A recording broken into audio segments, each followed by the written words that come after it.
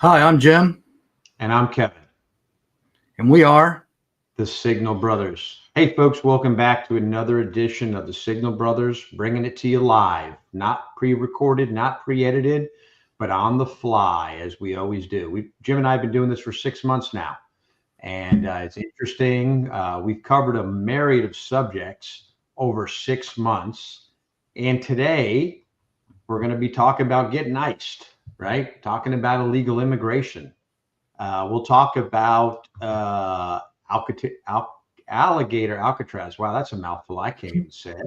And we'll talk about expedited deportation. And then, as we always do, we'll get into the topics, the major topics that were newsworthy over the past 3 weeks, since we haven't been on live for 3 weeks. And it should be interesting. Looking forward to it, as always. Jim, illegal immigration. Talk to us. Oh yeah, illegal immigration. That's a big thing today. The one thing that I think is part of the biggest problem is people don't seem to understand, and it's pushed this way intentionally. There's no disconnect. There's no differentiation between legal and illegal immigration. The masses are under the manipulated assumption that everybody we want to get rid of everybody that which is daughters or descendants of immigrants. Make no distinction between the two.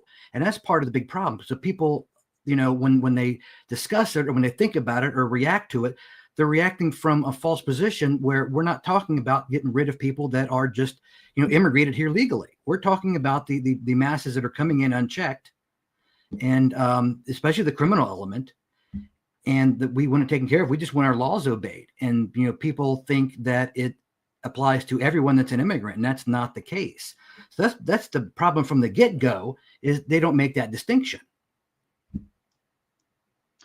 Yeah, Jim, so our immigration laws are very clear. Number one, right? They're clear. It's whether they're enforced or not. And we can go back to the times of the Clinton administration, right? The Bush administration.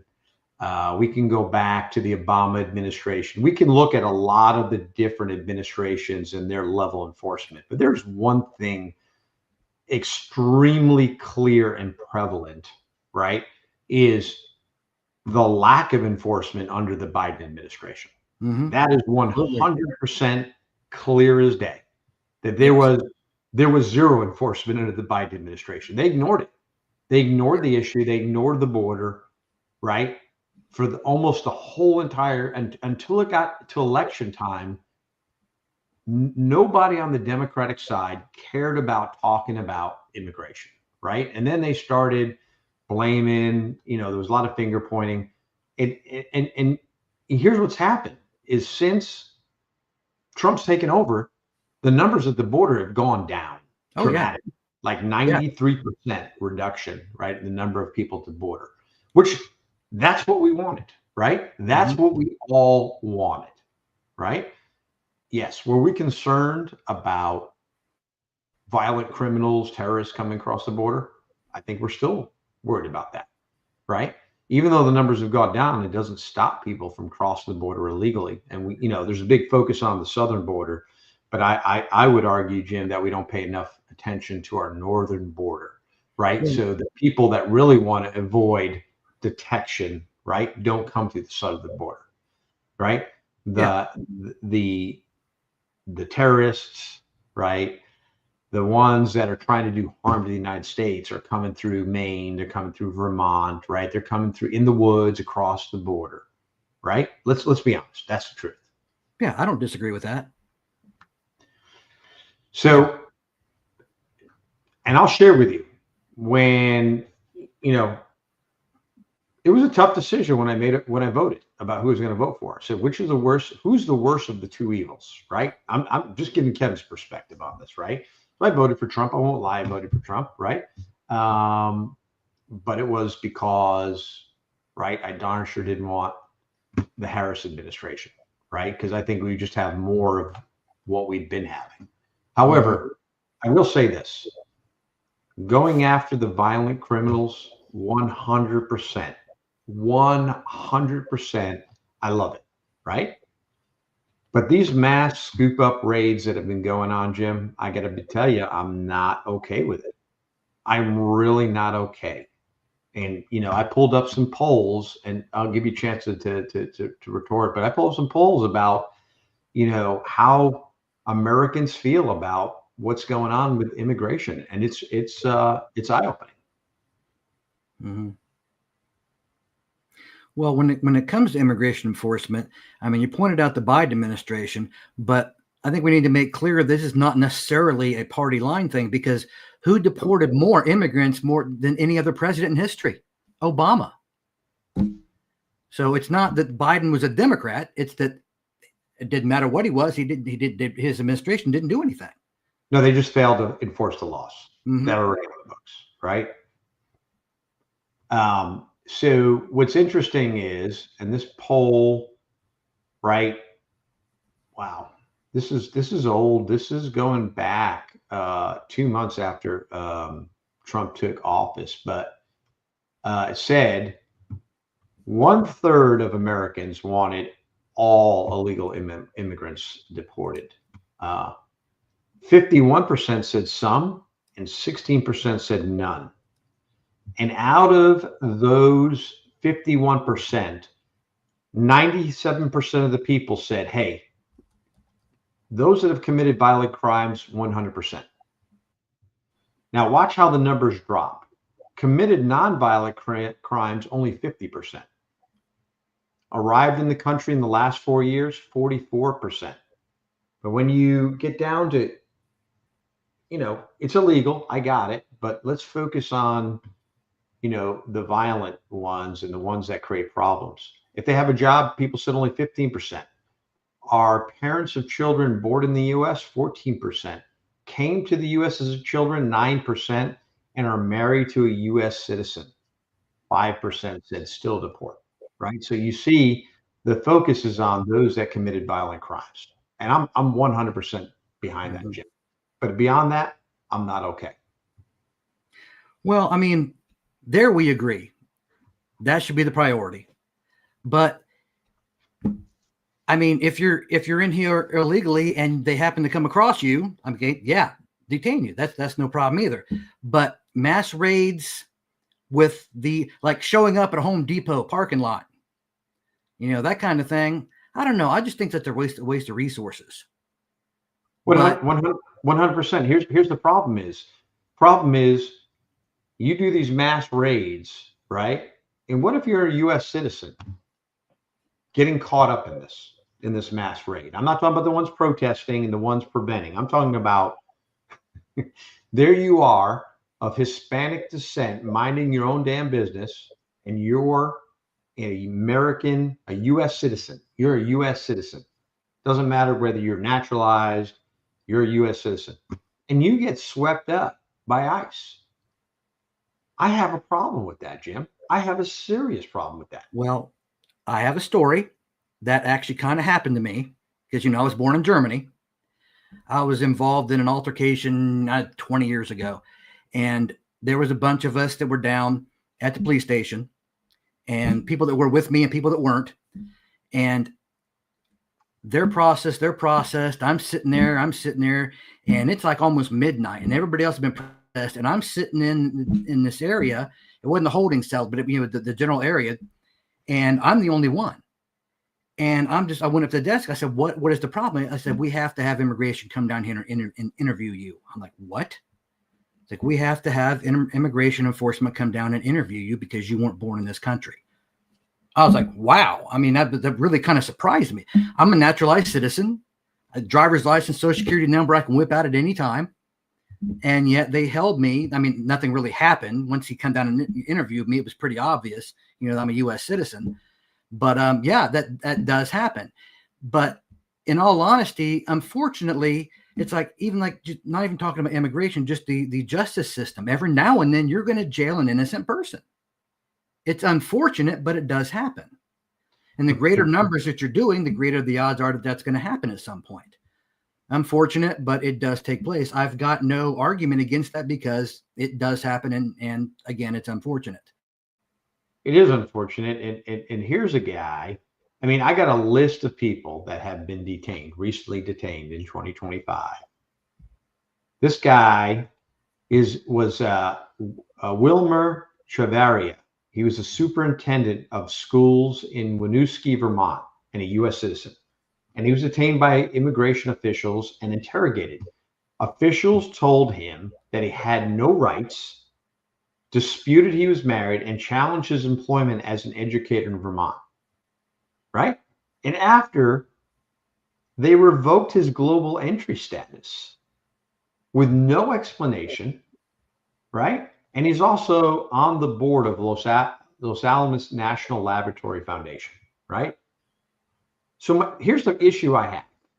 You're right. Sometimes things happen, even in the real world, day-to-day, police detain people for the wrong reason, right? But there's got to be a recourse on that, Jim. There right? is. They revoked his global entry status. Yeah, that's taken a little bit. What? Yeah. But I mean, that just sounds like, a poor law enforcement agent, poor training, just somebody not versed in what they should be doing and how to do it, which again happens. Yeah. I'm not making an excuse for it. I'm being realistic. It happens. And it, again, unfortunate. Yeah. I just have an issue with it. Right. And that's a problem with mass raids. Right. And when you show up with no identification on you, right. It's like this, and I'm going to say the word, it's like the Gestapo, Jim. It's like the damn Gestapo. People are showing up. You don't know who they are. They're not properly labeled or identified. I don't need to know their name, but we ought to know what organization they represent, right? At least I believe so, right? And if you can prove you're a U.S. citizen, why are you being detained? Yeah, that should be the end of it. You cut it off. Yeah. Good night, sir. Sorry to bother you. 100%. Yeah.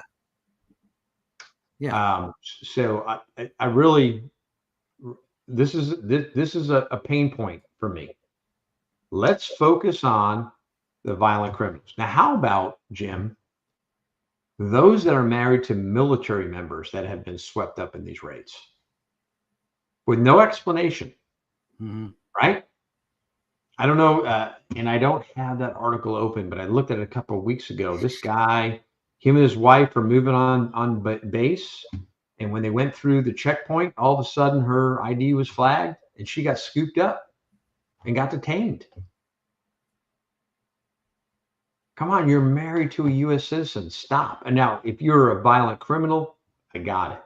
But if you're not a violent criminal and you're being swept up and detained, come on, man. Yeah, that just seems overzealous, undertrained, ignorant agents. I mean, that's just all, calling a spade a spade. That's just the way I see it. And I've said it a number of times, it's unfortunate, but you have people like that in that position. And again, it's like any other area of law enforcement. You're going to have that collateral damage.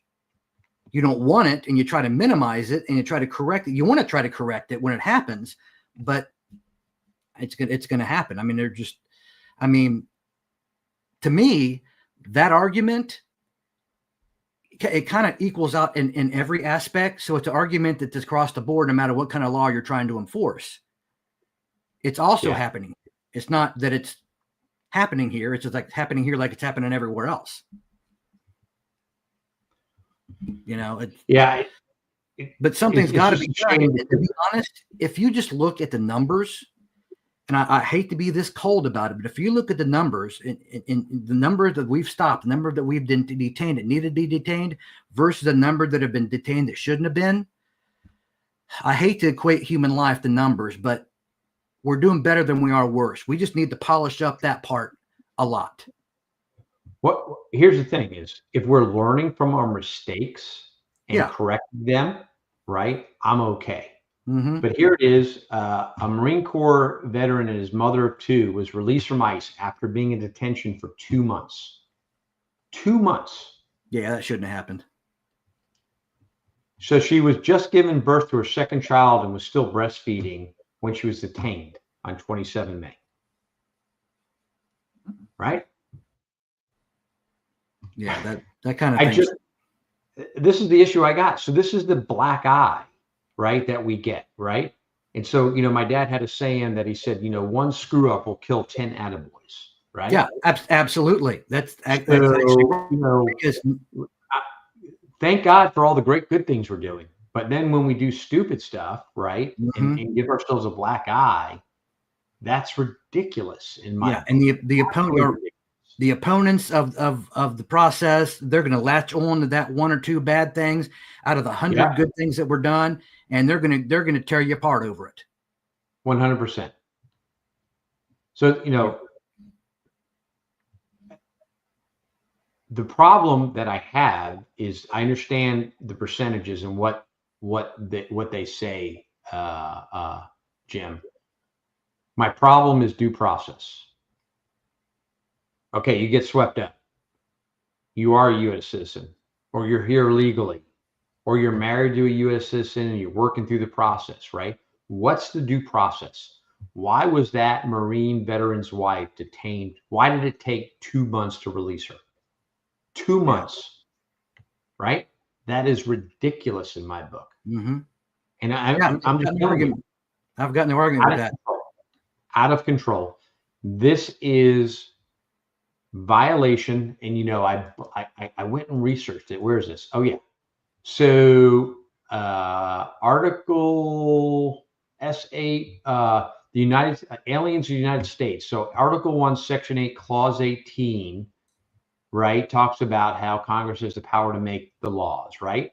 In 1903, the court in a Japanese immigrant case reviewed the legality of deporting an alien who had lawfully entered the United States, clarifying that an alien who has entered the country has become subject in all respects to its jurisdiction, right? And is part of its population and could not be deported without an opportunity to be heard upon the questions involving his right to remain in the United States. In the decades that followed, the Supreme Court maintained the notion that once an alien lawfully enters and resides in the country, he becomes invested and the rights guaranteed by the Constitution to all people within the borders. Eventually, the Supreme Court extended these constitutional protections to all aliens in the United States, including those who entered unlawfully. So you're entitled, even if you come to this country unlawfully, you are entitled, right, to due process. And that's been upheld by the Supreme Court. So that's an issue for me. What was that act? There was something he invoked. Something. Enemy Aliens Act. Yes. Enemy Aliens Act, which was fine for the violent ones. I'm good with that, right? But here's the Supreme Court who said that even if you enter this country unlawfully, you are entitled to due process. And it varies depending on status and circumstances, right? And we'll talk about the expedited deportation process when we get in and talk about deportation, because I got some stuff on that as well. So again, I'm not against us getting illegal immigrants out of the country. I want to focus on the violent ones, Jim. Number one. Number two, I want to make sure that when people are detained, if they're U.S. citizens or not, that they have a due process. I think they're entitled to that. Well, part of the problem with the due process is the fact that you detain these guys, you identify them, you detain them, you question them, whatever, and then you start your whole due process. You set up court hearings, and they just disappear, and you never see them again. And they're living somewhere else in the country, and nothing ever happens, and they just pile up and pile up and pile up and pile up, and then you're so overwhelmed. We've proven that doesn't. They just disappear. Never to be seen or heard from again. Well, so do U.S. citizens without due process, right? So yeah, but if you're a U.S. citizen with a Social Security number, you're a lot easier to track than an illegal immigrant that has nothing like that. Understood. I'm not saying let them go. I'm just saying if they want to detain this many people, then they need to have processes in place for due process and the courts and all the things to support it for due process, right? If you don't have it in place to support it, then don't do mass roundups. Stop it. If you can't handle the number of people you're detaining and give them due process, then something's wrong with how you're doing business, in my book. And what's the fix to that? I mean, you're just going to plain not do it and then they're running rampant everywhere? I mean, let's focus on the violent ones. Let's focus on the ones that want to do the U.S. harm. Let's focus on them. There's plenty of those to find and round up. And that gives you time to build your processes. You know, Jim, the one thing I will say is that our immigration laws, they need modifying. And there's only one branch of Congress that is responsible for doing that, and that is the U.S. Congress. It's not the President of the United States. I will give the President of the United States, who's currently president, credit that he's enforcing the laws as they currently exist on the book. Mm-hmm. Whether they're too extreme for me, that's a whole nother, that's what we're talking about today. But he's enforcing the laws. So Congress doesn't like the way he's enforcing it, but they're not doing anything to modify the laws. And that's where he ran into such a problem in his first term, is that he came in and he didn't make any new laws. He was enforcing what was already on the books. And they were calling him the racist because he's doing it. You know, and you go back and you watch his State of the Union or any of his speeches, and he's talking about it, and they call him a racist. But you go back and you look at Obama, you look at the Clintons, both of them, you look at Bush, both of them, and they're saying all the same thing, and everybody's cheering. Trump says it, he's racist. Yeah. And all he was doing was enforcing laws that are already on the books. He's doing it way different now. But yeah, I agree. The laws need to be overhauled, and Congress needs to be the one doing it. But there's a problem with that. You got Congress serving its own self-interest, not the interests of the citizens of the United States. Because the more illegal immigrants that come in, allowing them to vote and everything, you know, they're going to retain power, because their whole thing is let them in, and let them go do their own thing. It's okay. So that's going to benefit them. If they're not going to pass a law that's going to cut their own throats, they're not going to pass that law, those changes, any more than they would pass term limits, because it cuts their own throat. They're not going to do that.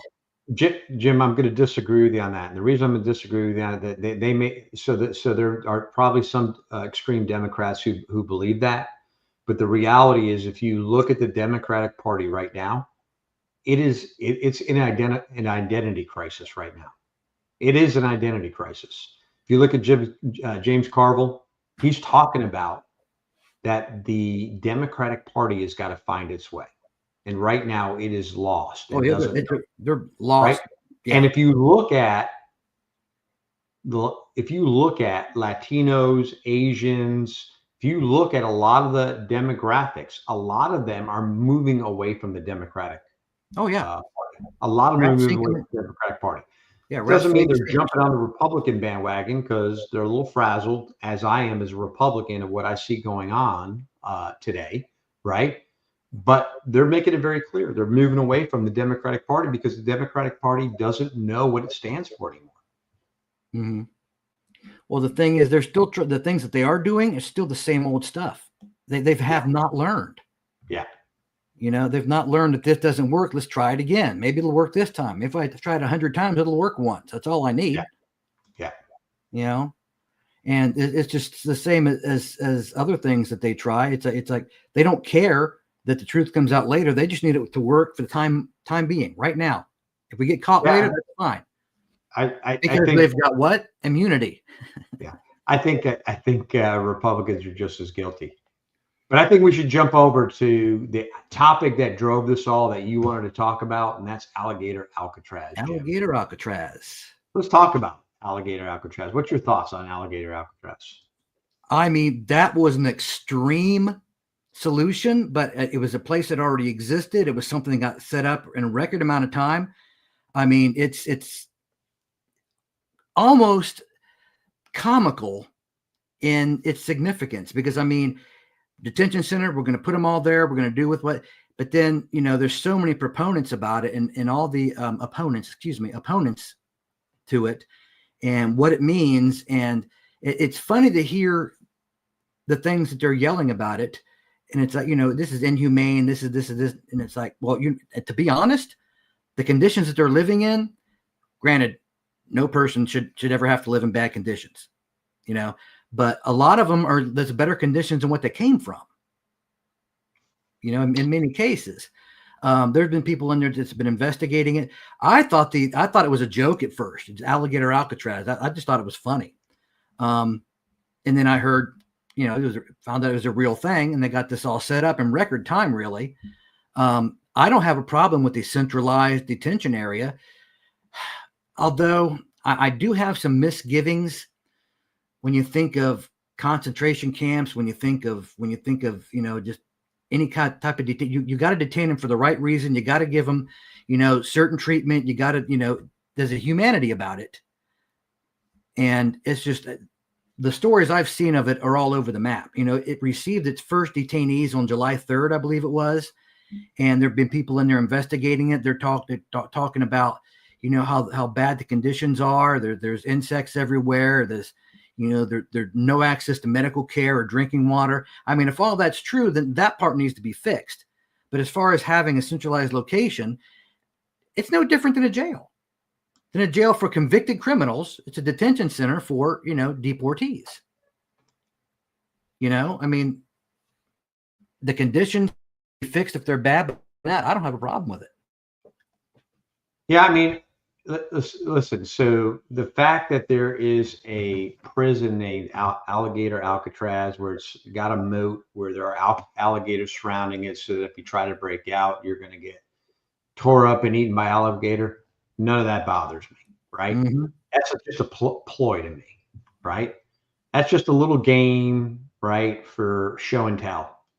Looks pretty on words. Escape from New York. Escape from New York. Yeah. So what does concern me, though, is how people are being treated there. And I'm not saying that they need to be given, Sealy Posturepedic beds and, given 5-star rated meals and, all those other things. But I will tell you that I truly believe, and I'm not talking about what the media says, but I truly believe that the conditions are abhorrent. If people are on a hunger strike, they've been on a hunger strike for 12 days, Jim. That should tell you something about the conditions in that prison. People only do things like that when it is that bad. I mean, even in Guantanamo Bay, right? A lot of the detainees started doing that in Guantanamo Bay. And again, I'm not saying you need to roll out the red carpet and give them all the creature comforts of life to make them comfortable, because it is prison. But you got to strike a balance, and there's humanity, human factors involved, right? So you're trying to reproduce what's in Guatemala or Honduras. You're trying to reproduce that here in the United States. We're the United States. We don't do that, right? We don't do that. There are basic human liberties that individuals, even those committed crimes, are required to have. Yeah. I think that's super important. Yeah. It's like we talked about a moment ago. You've got a great thing going on, 100 of them, and then you've got the one bad thing that screws it all up. Yes, you know what I mean? They dropped the ball. This is great. I think it's great. I still think it's funny being surrounded by a moat with alligators and anacondas and whatever else is in there. But they dropped the ball on the living conditions. Yeah, those 100%. They do need to be fixed. They do need to be basic human conditions. But as far as people going on strike for valid reasons, you see the stuff people protest these days. Yeah, I mean, come on. But Jim, you're talking a hunger strike.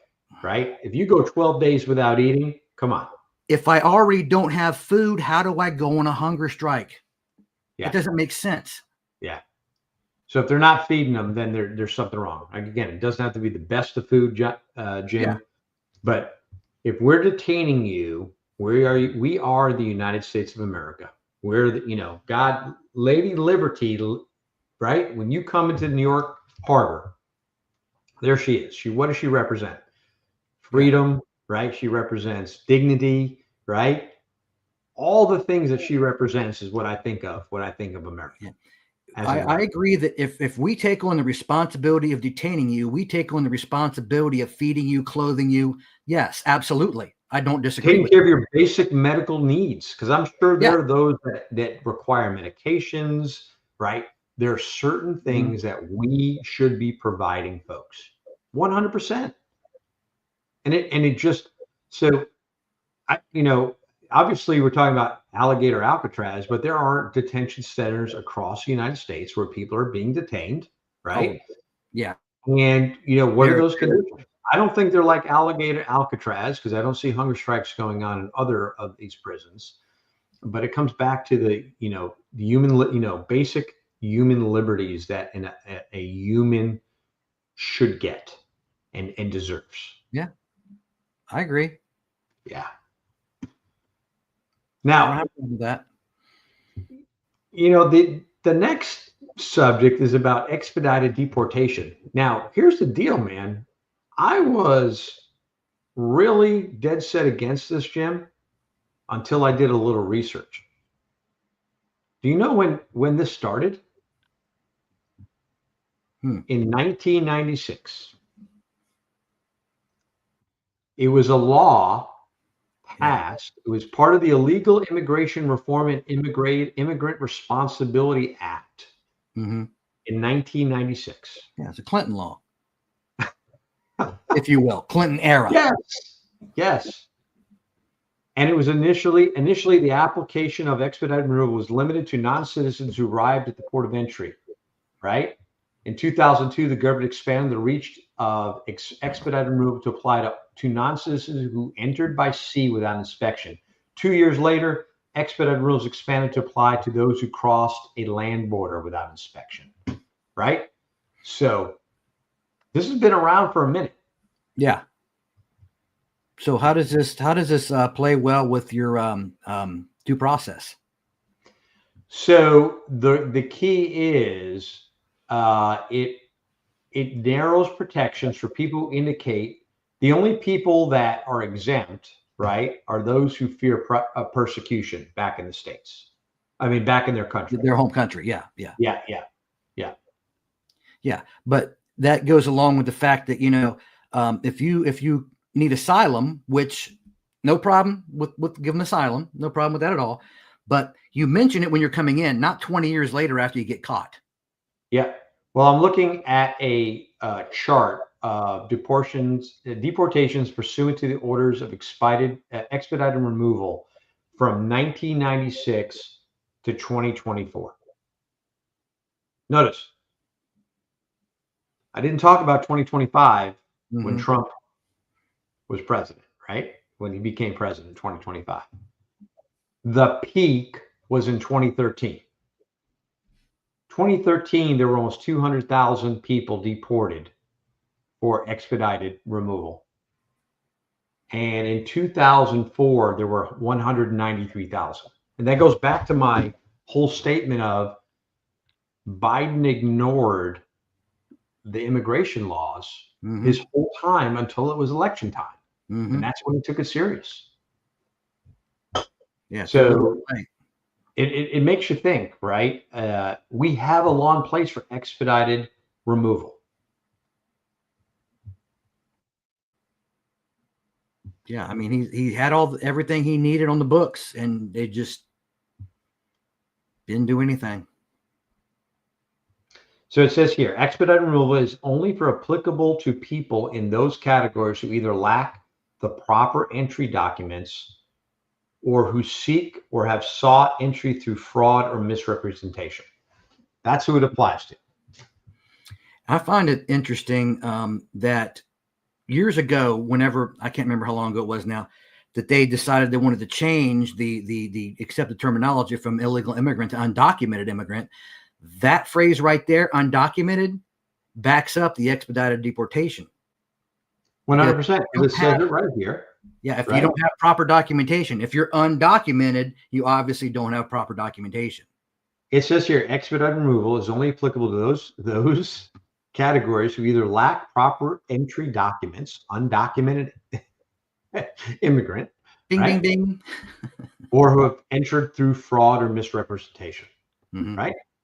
They're entitled to expedited. Here's my issue, Jim.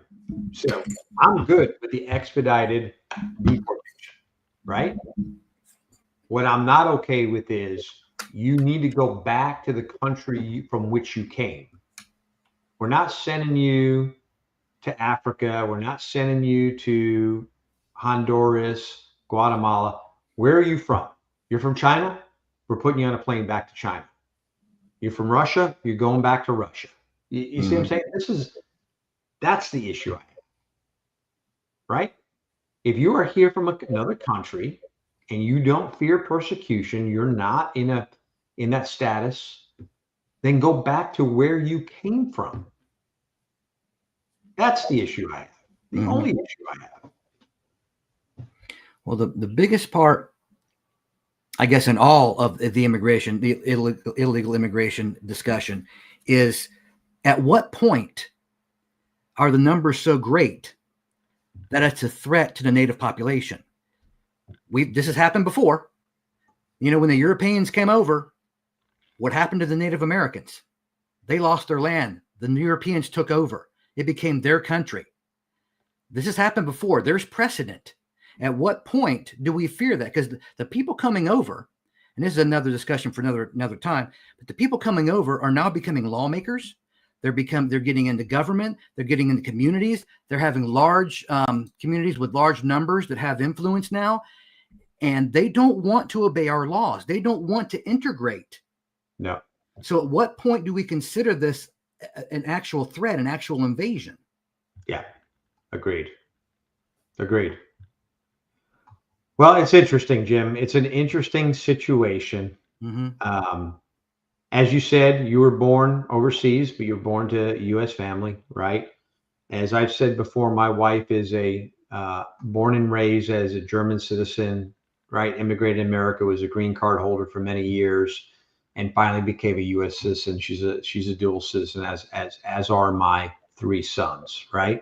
So we've been through the immigration process. I've been through the immigration process with my wife. It certainly was not a pretty process. I do agree that there are changes that need to be made to immigration laws, right? I love the fact that we're getting people that are violent or criminals out of this country who don't belong here. I'm good with that, Jim. I'm just not good with the mass roundups, right? Yeah, our lines on a couple different levels. Mine's a little further than yours. Mine gets to the point where you're having neighbors calling on neighbors to report them, just like during COVID. Like in COVID, people were doing that stuff, right? Yeah. I don't want that. Yeah, my neighbor didn't have their shots. My neighbor has a birthday party with 12 people. No, Okay. that's too far. That's too far. So Jim, my wife's not Hispanic, of Hispanic descent, but she has a German accent, right? So last thing I want is, hey, I was talking to Kevin's wife, and now she's got an accent. I wonder if she's here legally, right? You all need to check her out, right? I mean, that's the kind of thing. That's that line, Jim, that concerns me. That's the line that concerns me, right? That's a good point. Right? I That's mean, a good point.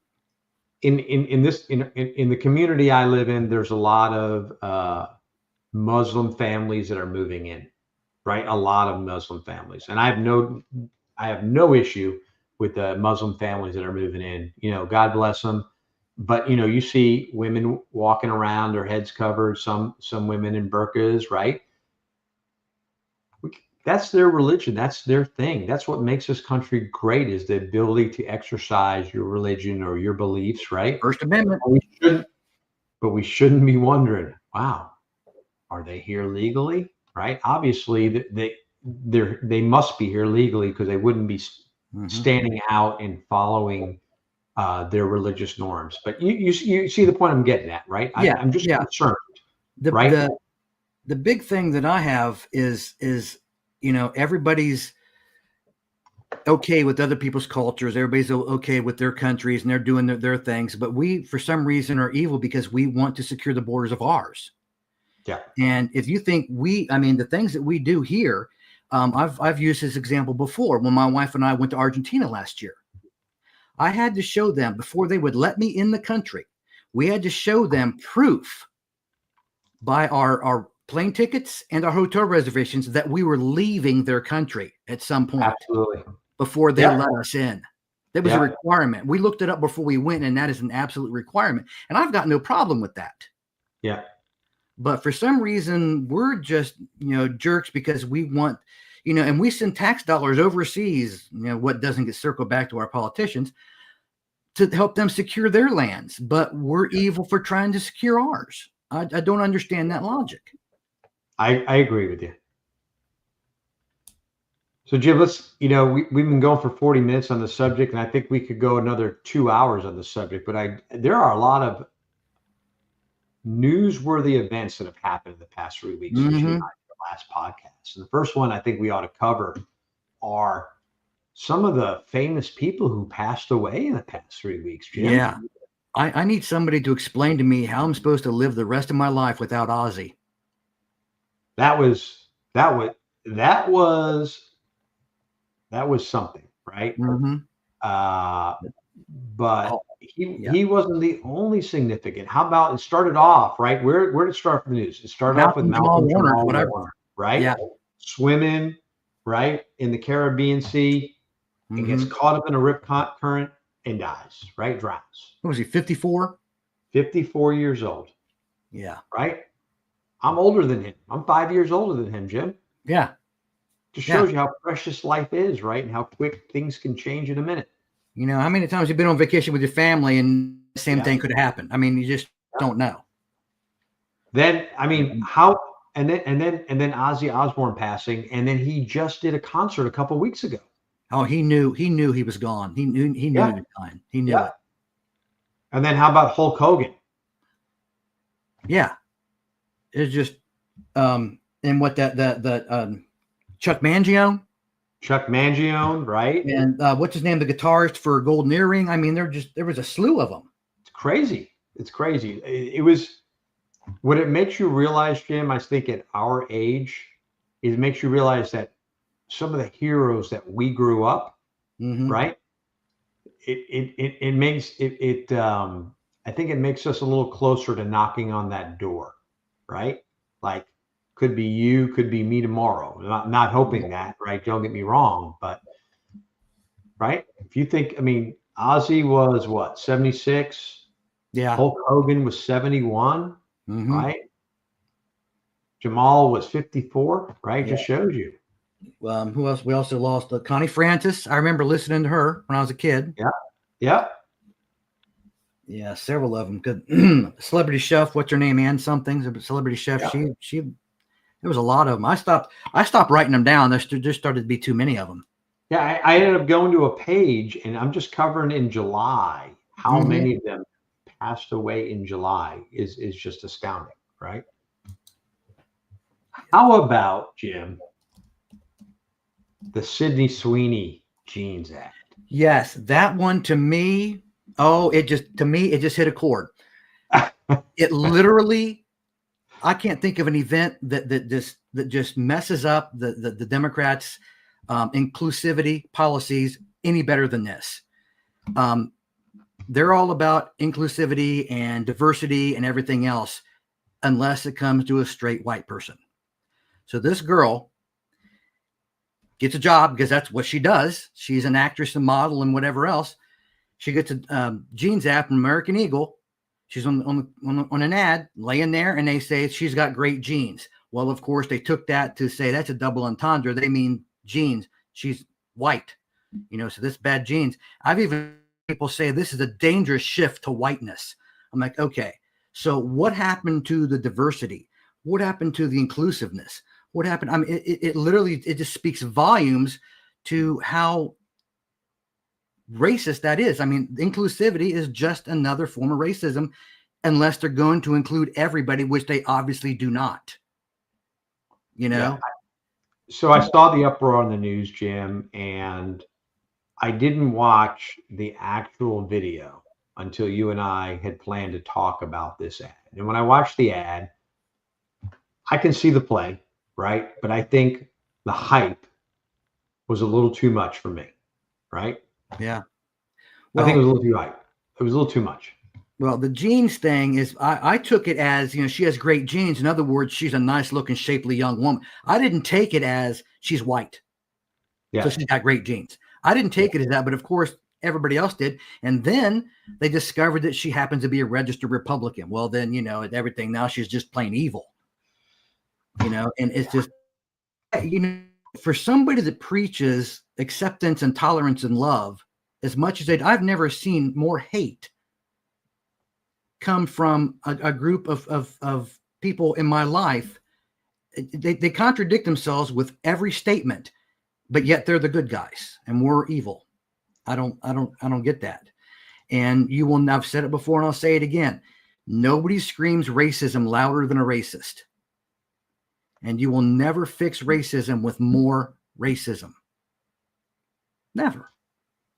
I mean, the young girl's just trying to make a living by doing an ad, and all of a sudden, now, if it was a trans person, if it was a black person, if it was a Hispanic person, it was a gay person, it was an overweight person, there'd be no problems. But a straight, white, young girl, Republican, it's evil. I could go on this topic for days. The next topic that we talked about before we jumped on the podcast and I shared with you, Jordan Fenney, 71 years old, completed the American Great Loop, 6,000 miles in just under 20 days, but he did it in a 16-foot John boat. Right? That's amazing. He crossed the Gulf, right? The Gulf of America. I almost had a trip on that. I mean, he was in the Atlantic Ocean from North Carolina all the way up to Philadelphia area. He went through the Great Lakes on a 16-foot John boat and completed this trip in just under 20 days. At 71 years old, cancer survivor. And oh, by the way, he had to take that John boat from Texas to get to New Orleans to start the American Great Loop. Amazing. That is just, wow. Absolutely amazing that he did it. He started from in Florida, but in a 16-foot John boat. Could you imagine being in the Gulf of America in a 16-foot John boat? I can't even. I've got a 16-foot 8-inch bass tracker. It's aluminum. I don't think I've not. The longest I've been on that thing has been 10 hours. I just can't do that. That's about my limit. I can't even imagine. He had to sleep at some point. So, I mean, or he didn't. I don't, I'm sure he did. I'm sure. So Colin and I were talking about this yesterday, my son Colin, and he said he was kind of breaking up, figuring out how many days how many hours you need, how many miles you have to do to get it done in 20 days. And then, breaking up how much you had to sleep and whatnot. And he could get 8 hours of sleep, but still, you're in a 16-foot, you're sitting in a 16-foot John boat. It's not like you're sitting comfortable, number one. Yeah. You're sitting on a metal, right, seat. Mm-hmm. You're steering this boat with your hand on the motor for hours upon hours a day. I mean, wow. I have a hard time sleeping in an actual bed for 8 hours, let alone just that's just amazing. Well, another subject that came up in the past 3 weeks that I find the thing is Trump removing official overseeing jobs data after dismal employment report. Yeah, I saw that. What's your take on that, Jim? Well, dismal job performance. I mean, it depends on what you consider dismal. I mean, how bad was it? How bad do you have to be? I mean, to be removed. And they said, I saw that they said that she was removed for another reason. I can't remember what that reason was now that I'm thinking about it. Yeah, she was appointed by Biden, right? Yeah. So automatically it's got to be a cover up. And here's my issue. My issue with the whole thing is he's the president. you serve at the pleasure of the president. I got that. But you didn't get the data you wanted, right? As long as you didn't, he's disagreeing with the numbers, right? Because he disagrees with the numbers. Here's my problem with that, Jim. The numbers are the numbers. Yeah, they are what they are. They are what they are, right? So you're gonna shoot the messenger, right? Yeah. Come on, man. I Get mean, the hell out of here with that, right? Well, I mean, like you said, at the pleasure of the president. I mean, he can replace anybody anytime he wants to. Just But it hasn't solved your problem. I mean, granted, but he's the whole you're fired kind of guy. You know what I mean? Yeah, sure is. But my point is, if I got jobs numbers that didn't fit where I thought they ought to be, right? Mm-hmm. The first thing I would do before I fired somebody is say, hey, is this correct? Do we have a problem here we need to address? That would be my first thing, right? Yeah. I'd have my staff get with that person. How'd you get these numbers? Let's verify that they're correct. And maybe that happened. We don't know, right? We don't know. Jim, we don't know if that conversation happened or not, but she reported the numbers as she believed it to be true. I don't think because she's a Biden appointee that she fudged the numbers. She's not going to do that, right? The numbers are the numbers. So instead of firing the person reporting the news, why don't we just say, hey, do we have a problem here that we need to address if employment numbers are down?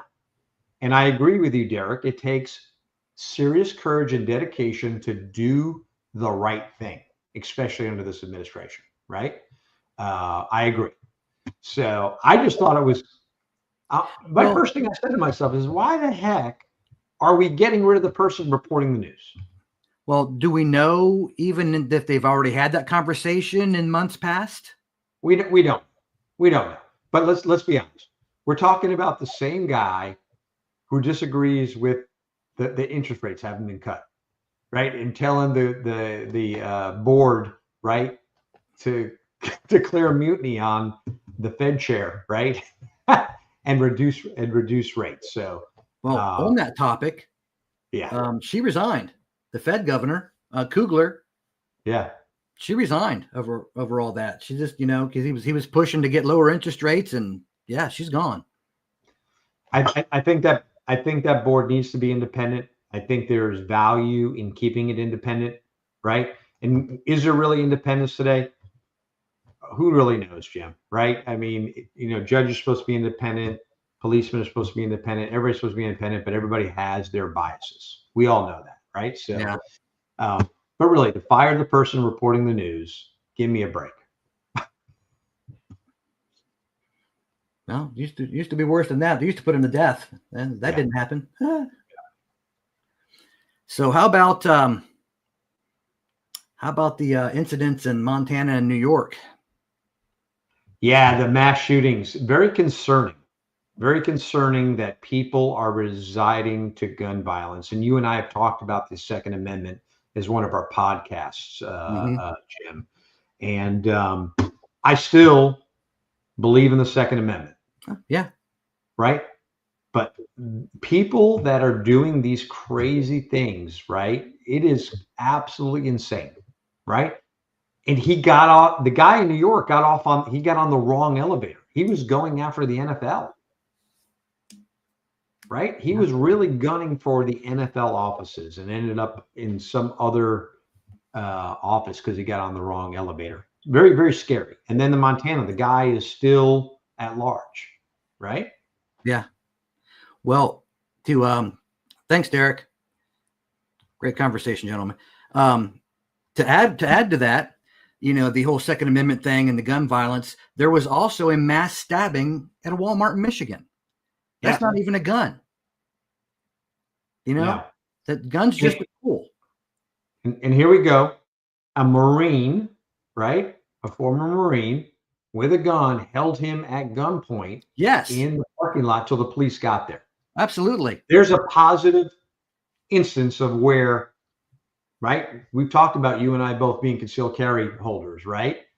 And how important, how that's a positive example about carrying guns, how they can be an advantage. But you hear very little about that. Yeah. Very Yeah. little, kind of like just put that on the back page, you know. Yeah, it's and yeah, I can't help but wonder with the climate that we've created over the last 10 years, you know, the identity politics and the all the racial talk and the all that good stuff, how much of this we create, you know, because people are already taxed. They can't afford to, and they can't afford to be who they are. They can't afford to eat. They can't afford to live.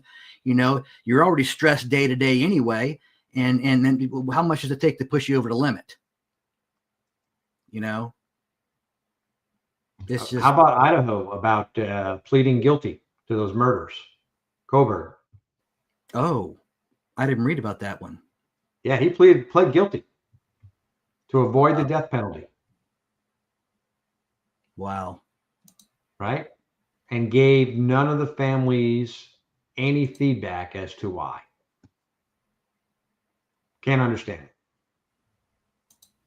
Well, Jim, I want to share some personal news. I've been on taking trizepatide, right, a weight loss medication similar to Mounjaro and Ozempic for what, 9 weeks now? 9 weeks. And I've lost 25 pounds. But I've also made some life changes because I don't want to be on medication the rest of my life, right? Right. To keep my weight down.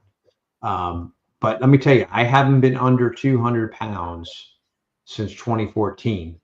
And prior to 2014, it was 2007 when I retired. Last time I was under 200 pounds.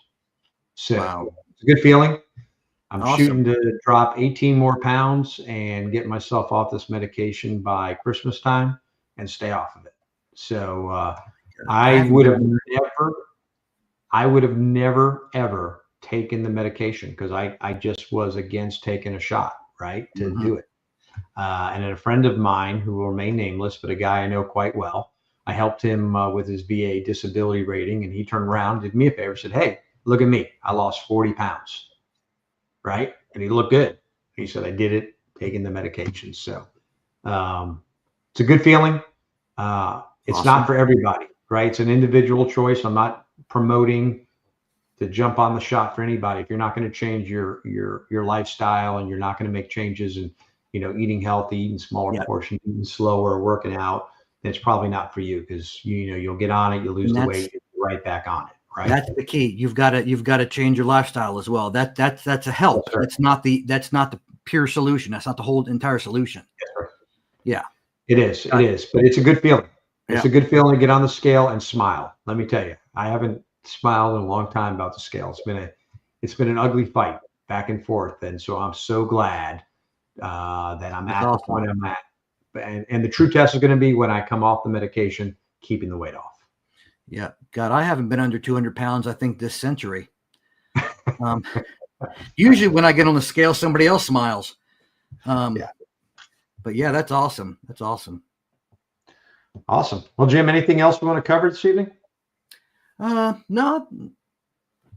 There's a couple subjects we talked about for future podcasts because they're going in too deep, but also I'll leave off of those. That's okay. Well, we will talk about our podcast in 2 weeks. Yeah, Russiagate. great segue. Russiagate. We're going to talk about the Russiagate. We're going to talk about the whole thing going on. I'm sure you're reading the news about who was involved and where the charges trumped up, no pun intended, and what's going on, right? So I think that this is just scratching the surface about what's really going on out there. But I think in the next 2 weeks, Jim, we'll have a lot more information to discuss about this. I'm going to do my research about it. Obviously, there's a lot coming out about this. Yeah. Right. A lot. It should be interesting. I hope we get a bit more. I hope we get some answers. I mean, regardless of let's take the party politics out of it. Let's take the players out of it. If something like that did happen and did take place, it don't belong in our government in any aspect on either side. No, I agree. I agree. Weaponization of the government against political opponents, right? Regardless of party. I'm totally against it. Right. It goes against everything this country stands for. And so I think there's a lot out there about this. This is just the tip of the iceberg of the dirty politics. right? And I think that's the root core of what's going on, Jim, is people get into power and they get corrupted by the power. Absolute power corrupts absolutely. Right.